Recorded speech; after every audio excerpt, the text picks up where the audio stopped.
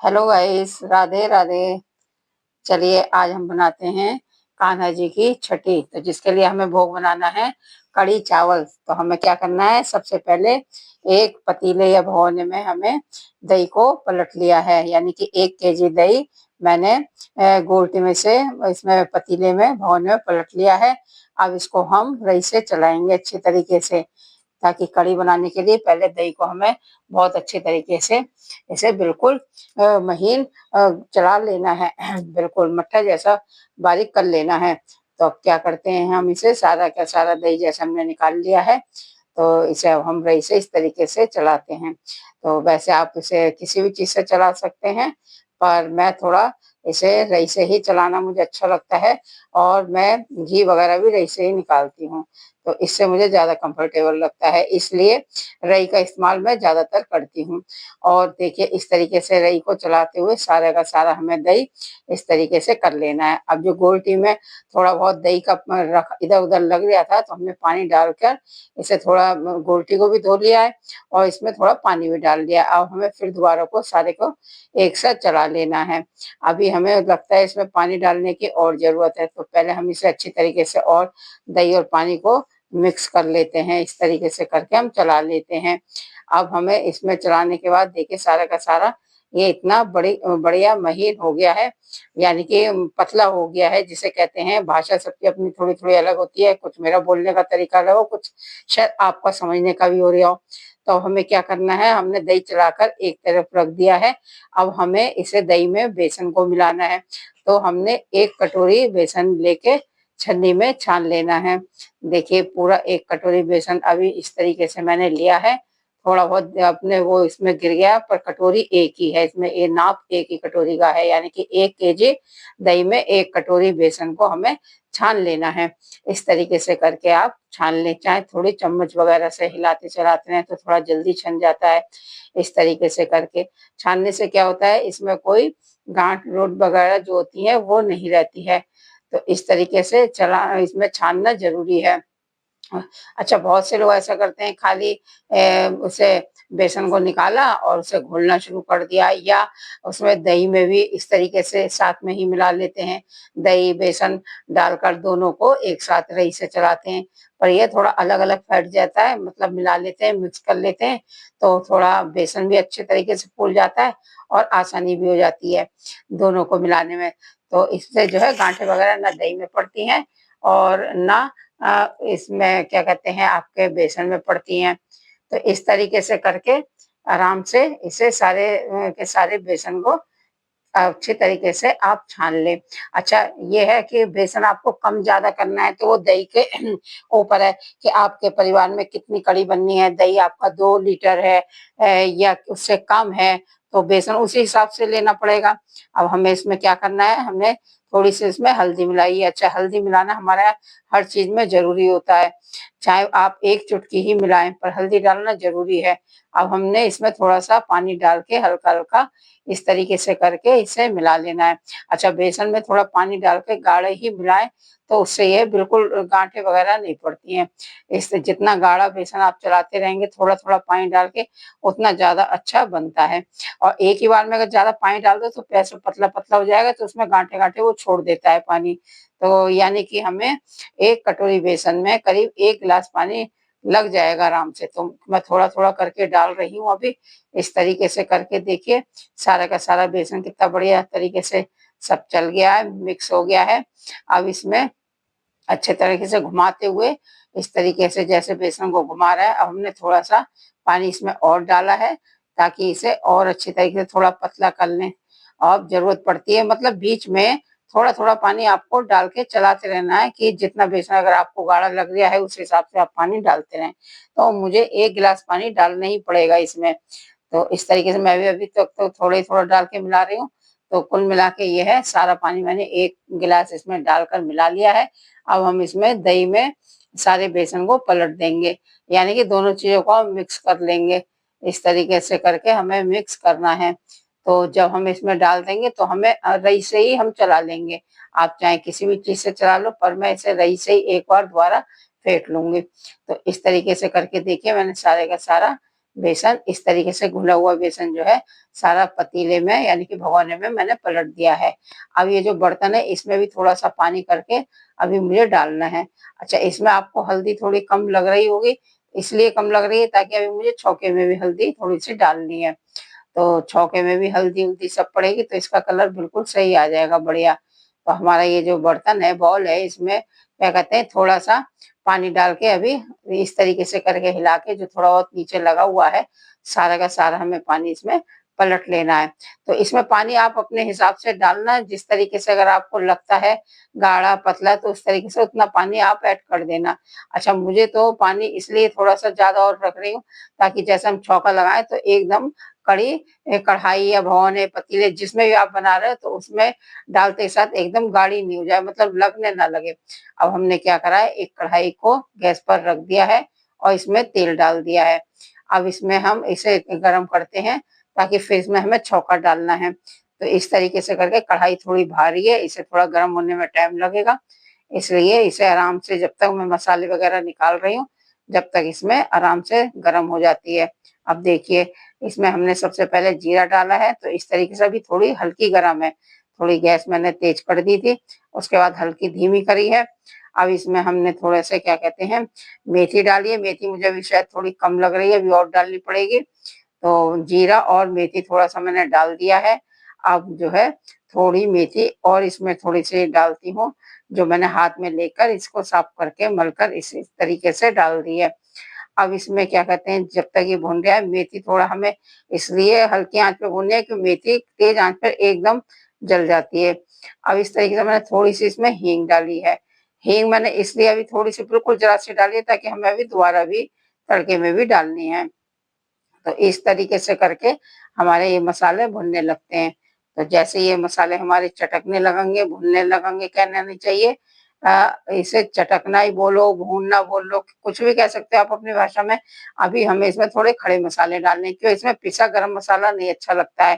तो मैंने इसमें 2 तेजपात के पत्ते डाल दिए हैं और 10-15 काली मिर्चें और मैंने 2 लौंग के जोड़े यानी कि 4 छोटी-छोटी लौंग है वो डाली हैं। तो कड़ी थोड़ी मटेरियल ज्यादा है इसलिए मुझे थोड़ा गरम मसाला थोड़ा ज्यादा करना पड़ा। अब इस तरीके से हमने थोड़ी लाल मिर्च कुटी वाली आधी चम्मच से भी कम डाली है, क्या मिर्च भी और भी मुझे ऐड करनी है, तो इसलिए मिर्चें थोड़ी तेज भी होती हैं। तो अब थोड़ी इसमें अब हल्दी फिर हमें डालना है ताकि जैसे अभी आपको मैंने बताया था कि हल्दी हमारी थोड़ी इसमें कम है। तो इस तरीके से थोड़ी हल्दी और मिला ली है। अब इसे अच्छी तरीके से चलाते हुए हमें इसे दही और बेसन के घोल को धीरे धीरे छौके में पलट लेना है, करना थोड़ा हल्के हल्के ताकि छौका एकदम ऊपर ना आ जाए। तो इस तरीके से थोड़ा थोड़ा डालते हुए आप तुरंत चलाते रहना। अच्छा, कड़ी को डाल हिलाना जरूरी होता है, जैसे बेसन घोल डाल देते हैं तो इसे चलाते रहना कम से कम 5-10 मिनट जरूरी है ताकि इसमें जो बेसन गाढ़ा गाढ़ा होता रहता है वो चिपके ना। और बेसन अगर चिपकने लगता है तो क्या कहते हैं वो जाहिर सी बात है पकने से पहले ही वो गर्म होने लगती है, यानी कि गाढ़ी होने लगती है, पकती है नहीं और वो बेसन नीचे उसमें कढ़ाई में बैठने लगता है। तो इस तरीके से करके हमें कड़ी को चलाना बहुत जरूरी है। तो हम किसी भी करछली, रमचे, चम्मच जिसकी सहायता से हो तो उस तरीके से इसे मिलाते रहें। अब बाकी का जो भगोना पतीला है उसे हमने इसे धोकर पानी डाल दिया, पानी अभी इसमें और भी पड़ेगा क्योंकि हमारी कड़ी थोड़ी ज्यादा है, यानी कि बेसन दही वगैरह सब ज्यादा था तो उस हिसाब से हमें पानी डालना पड़ेगा। और क्यों, अभी ये खोलेगी भी और कड़ी जितना खोलेगी जितना पकेगी उतना ही इसमें स्वाद आएगा। बाकी ये आप अपने हिसाब से देख लेना कि आपको कितनी बनानी है, उस हिसाब से पानी ऐड करना। सबका अपना अपना बनाने का तरीका अलग है और क्या कहते हैं पकाने का अलग है तरीका होता है, पर यह थोड़ा सा क्या कहते हैं इंसान जब बनाता है अपने तरीके से तो एक आइडिया मिल जाता है, पता चलता है। आज भी बहुत से लोग ऐसे हैं जिन्हें कड़ी को नहीं आता है बनाना। अब हम तो खैर पहले से कहना नहीं चाहिए, घर परिवार में बचपन से ही ये सब बातें काम करते हैं तो हमें तो ज्यादा शादी से पहले के ही हम कड़ी उड़ी सब बनाना सीखे हुए हैं।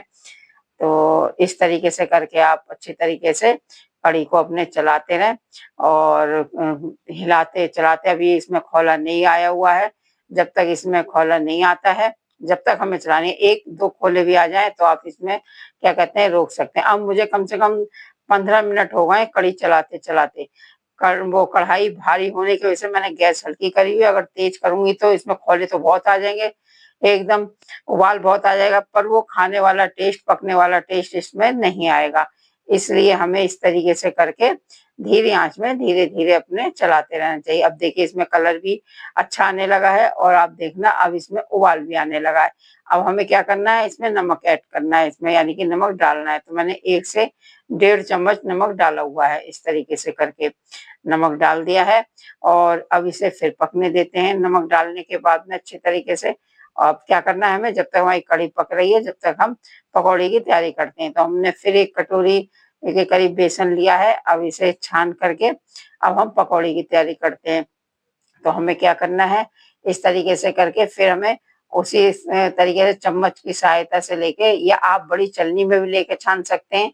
और इस तरीके से सारा बेसन छान लिया। इसमें हमने हल्का-सा नमक भी डाला हुआ है, यानी कि पकौड़ी में थोड़ा-सा बहुत हल्का-सा आप 1 चुटकी नमक डाल देना, यानी कि हमने भी डाला हुआ है, तो उससे थोड़ा टेस्ट और पकौड़ी जो है थोड़ी मुलायम फोकी हो जाती है। अच्छा, इसके पकौड़ी फोकी होने के कई कारण हैं। बहुत से लोग क्या करते हैं, इसमें क्या कहते हैं सोडा, खाने वाला सोडा वगैरह ऐड कर देते हैं। अब देखिए एक तरफ मुझे कढ़ी को भी चलाना पड़ रहा है, बीच-बीच में आपको कढ़ी को भी देखते रहना है और उधर पकौड़ी की भी तैयारी करते रहना है। अच्छा, ऐसे क्या कहना नहीं चाहिए, इसमें क्या कहते हैं, आप एक तरफ जैसे कढ़ी बना रहे हैं और एक तरफ पकौड़ी बना रहे हैं, तो इससे काम जल्दी हो जाता है। नहीं तो पहले आप सारी पकौड़ी बनाएँगे, फिर छौंकेंगे, फिर वो समय ज़्यादा लगता है। अब क्या होता है, इससे धीरे-धीरे कढ़ी पकती रहेगी, इधर आप पकौड़ी बनाते रहेंगे। तो इस तरीके से मैंने एक कढ़ाई अपने लोहे की ली है, ये कढ़ाई मेरी हल्की है ताकि इसमें पकौड़ी जल्दी बन जाती हैं। तो हम क्या करते हैं, सबसे पहले बेसन को घोलते हैं, तो इसमें धीरे-धीरे थोड़ा-सा पानी डाल के पहले गाढ़े तरीके से करके इसे घोलना है। अच्छा, पकौड़ी का बेसन हाथ से ही घोलें गाढ़ा करके तो ज़्यादा अच्छा लगता है। और किसी चीज़ से की आप मदद ना लें, हाथ से घुमाते हुए जितना आप हाथ से चलाएँगे, इतना ये फोकी नहीं, और बेसन को जिसे कहते हैं फेंटना, समझे? उतना बेसन फेंटेगा, उतने ही पकौड़ी आपकी अच्छी बनेगी। तो इस तरीके से सारा बेसन इकट्ठा करते हुए आप अच्छे तरीके से पकौड़ी को का बेसन तैयार कर सकते हैं। तो अब देखिए सारा बेसन इस तरीके से तैयार हो गया है और क्या कहते हैं, चारों तरफ से इकट्ठा करके चला लिया। अब बेसन को हमें देखना कैसे है, बहुत से जैसे बेसन जब हमारा सारा तैयार हो जाता है, चाहे आप इसमें पानी में डाल के भी देख सकते हैं, पर मेरा तो इस तरीके से देखना ज़्यादा सही लगता है। जब बेसन नीचे से ऊपर उठा के इसकी धार बनने लगती है, तो समझिए कि बेसन हमारा परफेक्ट घुल के तैयार हो गया है, यानी कि ये फोका हो गया है। इसकी पकौड़ी अब करी मतलब टाइट नहीं बनेंगी, है। और आप क्या कहते हैं, वैसे भी उसमें भी डाल के देख सकते हैं। तो मैंने सबसे पहले क्या कहते हैं, आपको देखो बता रही हूँ, इसका मैंने तेल इसलिए रखा है, हाँ, ये ज़रूरी है कि जो है कढ़ाई में आप पकौड़ी के लिए तेल कम ही डालना। इसका मतलब ये है कि जब पकौड़ी कढ़ाई में बैठ जाए, तब समझिए कि पकौड़ी आपकी फोकी बनेगी। एक पकौड़ी के ऊपर आप जब तक वो फूलने नहीं लगे ऊपर तक, जब तक समझना पकौड़ी बेसन सही नहीं है। और क्या कहते हैं, इस तरीके से करके पकौड़ी सारी बैठी। अच्छा, पकौड़ी जो तैरने लगती है डालते ही, पकौड़ी डाली आपने और तेल में या उसमें रिफाइंड वगैरह जिसमें बनाते हो वो तैरने लगती है पकौड़ी, तो समझना वो पकौड़ी आपकी 100% टाइट रहेगी और क्या कहते हैं, वो बिल्कुल किसी कीमत पे आपकी पकौड़ी फोकी नहीं बनेगी। अच्छा, बहुत से लोग जो सोडा वगैरह डालते हैं, उनकी पकौड़ी ज़्यादा फूल जाती है, ज़्यादा ऐसा लगता है कि बहुत मुलायम, तो वो क्या होता है अंदर से पानी-पानी, फटी-फटी, पंचुटी टाइप जैसी लगती है, तो उस पकौड़ी में स्वाद बिल्कुल नहीं होता है। जितना आप हाथ से बेसन फेंटेंगे और तली में पकौड़ी बैठ जाए तेल के, उतना टेस्ट अच्छा बढ़ता है। तो देखिए सारी पकौड़ी इस तरीके। अच्छा, मैं पकौड़े नहीं बना रही हूँ बड़े-बड़े, मैंने बनाई है पकौड़ी छोटी-छोटी। छोटी-छोटी पकौड़ी इतनी छोटी बनाई है कि ये फूल कर ही इतनी बड़ी हो गई हैं, और हम पकौड़े बनाते हैं बहुत बड़े-बड़े, वो थोड़े घर के उसमें टेस्ट में अच्छा नहीं लगता। घर की कढ़ी वगैरह में पकौड़े वाली ज़्यादा अच्छी लगती नहीं। तो हमारे यहाँ तो खैर थोड़ा इसी तरीके से खाया जाता है, तो मैं इसी तरीके से बता पा रही हूँ, समझे? इसी तरीके से आपको बता रही हूँ कि इस तरीके से भी बनानी चाहिए, अच्छी लगती है। तो जैसे-जैसे मैं आपको दिखा रही हूँ करछी घुमा के, तो इस तरीके से सारी पकौड़ी हमारी एक से ऊपर तक फूली हुई, यानी कि 2-2 पकौड़ी जैसे लग रही हैं सब। अच्छा, इसे धीमी आँच में इसलिए पकाना है, क्यों, ये जले नहीं, ये कढ़ी की पकौड़ी है, इसे बिल्कुल करारी हमें नहीं करना है, बिल्कुल भी। धीरे आँच में अंदर से पकती रहेंगी, यानी कि सिक जाएँगी, बेसन जो है इसमें कच्चा नहीं लगेगा बिल्कुल भी। और इस तरीके से करके अलट-पलट करके सारी पकौड़ियों को आप चलाते रहें, पकाते रहें। और ये जैसे हल्की-हल्की आपको लगे कि ये गुलाबी कलर की हो गई, ज़्यादा मतलब करारी होने से पहले ही, और करारी के साथ बहुत सी जल भी जाती हैं। इस सब चीज़ों का थोड़ा-थोड़ा ध्यान रखना पड़ता है, छोटी-छोटी बातों का। अब ये निकलने वाली जैसी स्थिति में हो गई हैं, अब हमें क्या करना है, सारी पकौड़ियों को एक प्लेट बर्तन में जिसमें भी हो, उसमें सबको निकाल लेना है। अब देखिए ना तो ये जली हैं, ना ये ज़्यादा करारी हुई हैं, ये बिल्कुल मीडियम बनी हुई हैं। और इनका कलर भी देखिए कितना अच्छा आ गया है, गुलाबी-गुलाबी जैसा। तो इस तरीके से करके सारी पकौड़ी हमने इस तरीके से चलाते रहना है, और से एक तरफ से बिल्कुल छोड़ना नहीं है, कि अब जलने की स्थिति जैसी हो जाती है। अब हमें इस तरीके से करके सारी पकौड़ियों को निकालना है। तो आप सारी पकौड़ी इस तरीके से करके निकाल लें। अब देखिएगा ये सारी पकौड़ी जो है जैसी भी बनी हुई है, सब एक की डबल-डबल हैं, यानी कि ये पकौड़ी सब अच्छे से बनकर सिक कर तैयार हो गई हैं। तो हमने सारी पकौड़ियों को अब निकाल लिया है। ऐसे हम और पकौड़ी भी बनाएँगे सारी, जब तक हमारी पकौड़ी बन रही हैं। इधर हमारी ये कढ़ी भी खौल कर तैयार हो गई है। देखिए कढ़ाई मतलब भरी थी कढ़ी से, पकते-पकते कितनी रह गई है, आधी से कम रह गई है, और हमें इतनी ही पकानी है, इतनी हमें इसलिए हमने थोड़ा-सा पानी ऐड करा था। तो इसलिए अब हमने सारी कढ़ी बनकर तैयार हो गई, अब हमें इसमें सारी पकौड़ियों को डाल देना है, ऐसे करके पलट देना है सब। चाहे आप हाथ से डाल दें, हाथ से ही डालना क्योंकि कढ़ी खौली हुई है। अब हमें इसे 5 मिनट के लिए बिगर खौलाए ढक कर रख देना है। तो इसी में ये इस तरीके से करके आराम से सारी गल जाएँगी। अगर हम इसे खौलाएँगे अब, तो ये खौलने के साथ-साथ ज़्यादा मुलायम बन जाएँगी, पड़ जाएँगी, और थोड़ा-सा मुझे लगता है अगर ज़्यादा, वैसे तो ऐसा होगा नहीं समझे, पर बनाने के तरीके से किसी का हो सकता है। तो हमें तो ख़ैर प्रैक्टिस है इसलिए नहीं होगा, आदत है, हम तो बनाते रहते हैं। अब हमें क्या करना है, इसमें तड़का लगाना है। तो हमने एक फ्राई पैन रखा हुआ है, आप कोई भी बर्तन रख सकते हैं, कोई कढ़ाई वग़ैरह और कुछ भी रख सकते हैं।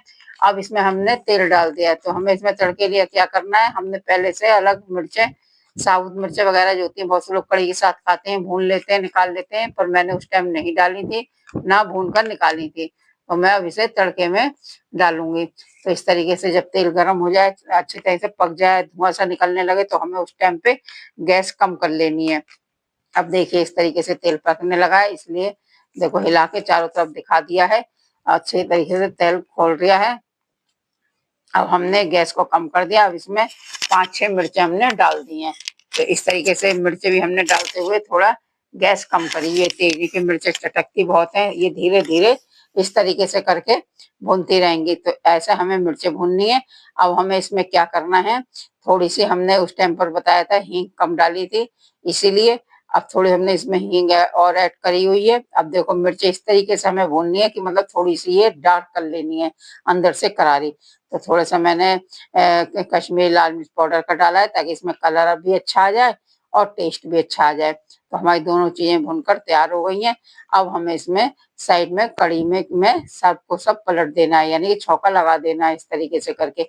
अच्छा, जैसे कड़ी पत्ता भी डाल देते हैं, तो कड़ी पत्ता ऊपर रखा तो बहुत है छत पे, मतलब आ रिया है, पर मैं तोड़ नहीं पाई थी, थोड़ी बारिश भी हो रही है इधर, और थोड़ा पूजा की जल्दी की वजह से मैं वो कड़ी पत्ता नहीं तोड़ पाई हूँ, इसलिए मैंने बगैर उसके ही ऐसे बना लिए है। तो इस तरीके से करके आप सारे का सारा कढ़ी को अच्छे तरीके से मिक्स कर लें, चला लें।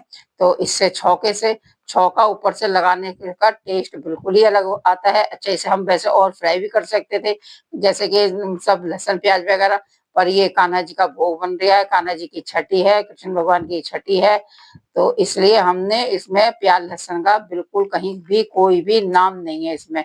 आप चाहे वैसे कभी भी अपने डालो बनाओ, कोई बात नहीं। अब मुझे भोग की तैयारी करनी है, तो इसलिए मैंने, देखिए हमारी कढ़ी कितनी गाढ़ी हो गई है, इसी तरीके से थोड़ी गाढ़ी कढ़ी अच्छी लगती है। पतली वाली जैसे मट्ठी बनाते हैं बहुत सौ की पतली हो जाती है, वो कढ़ी नहीं अच्छी लगती, टेस्ट आता है। घर में सब इस तरीके से गाढ़ी पसंद करते हैं, इसलिए अब मैंने भोग की तैयारी कर ली है।